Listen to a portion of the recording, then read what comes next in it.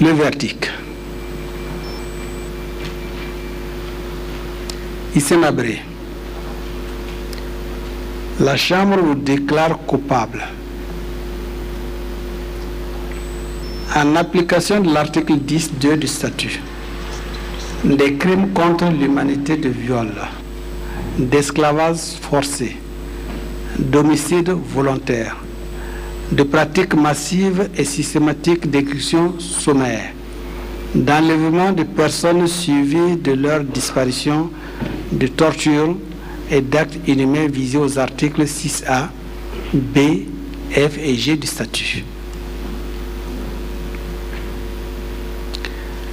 En application de l'article 10.2 du statut, du crime autonome de torture visé à l'article 8 du statut.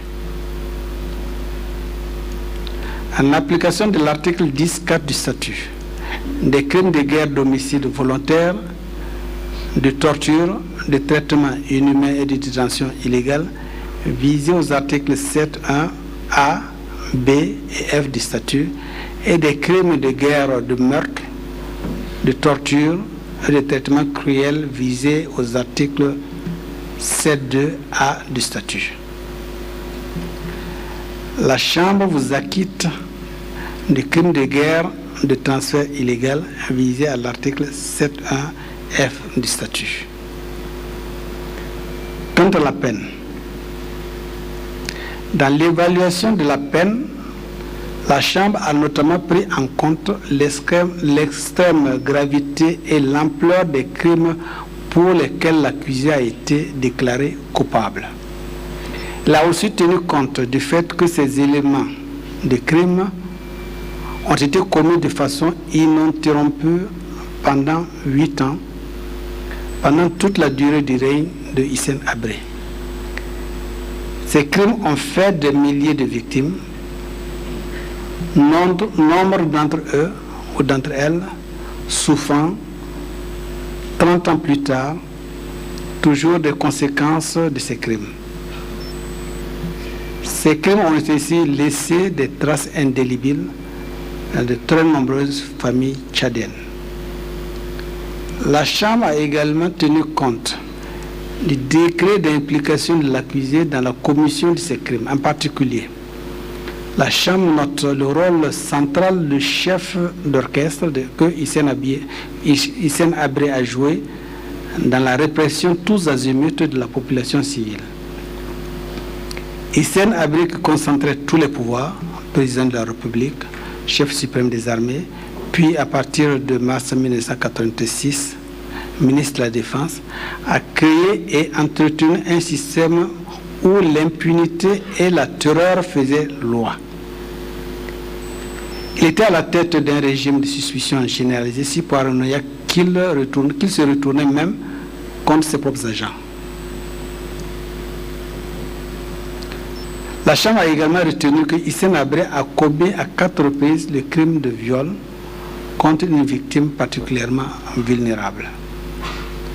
La Chambre a également considéré le mépris insultant de l'accusé à l'égard de la Chambre pendant toute la durée du procès. Outre un turban derrière lequel il a constamment caché son visage, l'accusé a fini par porter des lunettes de soleil pour cacher ses yeux. Il a aussi refusé de se lever à chaque entrée et sortie de la Chambre, mais n'a pas hésité à se faire acclamer par quelques supporters et à chacune de ses propres sorties de la salle d'audience.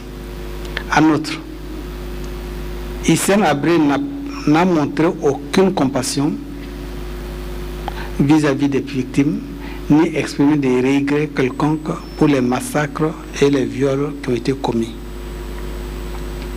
Comme circonstance atténuante, la Chambre a pris en compte l'âge de l'accusé, le fait qu'il serait un bon père de famille et qu'il ait aidé des proches. Toutefois, la Chambre n'a accordé qu'un poids extrêmement limité à ces circonstances atténuantes au regard de l'ampleur et de la durée des crimes commis et du degré d'implication de l'accusé dans leur commission. La Chambre conclut, après avoir apprécié la gravité des crimes commis, compte tenu de la situation personnelle de Hissène Habré, que les circonstances aggravantes l'emportent nettement sur les circonstances atténuantes. En conséquence, Hissène Habré, la Chambre vous condamne à la peine d'emprisonnement à perpétuité. Dit cependant n'y avoir lieu à la confiscation des biens saisis. Hissène Habré, la Chambre vous informe que vous disposez d'un délai de 15 jours à compter de la date de prononcé de ce jugement pour faire appel de la décision conformément à l'article 360 du Code de procédure pénale. Voilà en somme la décision rendue par la Chambre, mais à l'endroit des avocats des parties civile défense et également à Monsieur le procureur, la Chambre vous invite à une rencontre le mardi 31 mai 2016 à 10 h dans ces locaux au niveau de la cité Cœur Gorgui.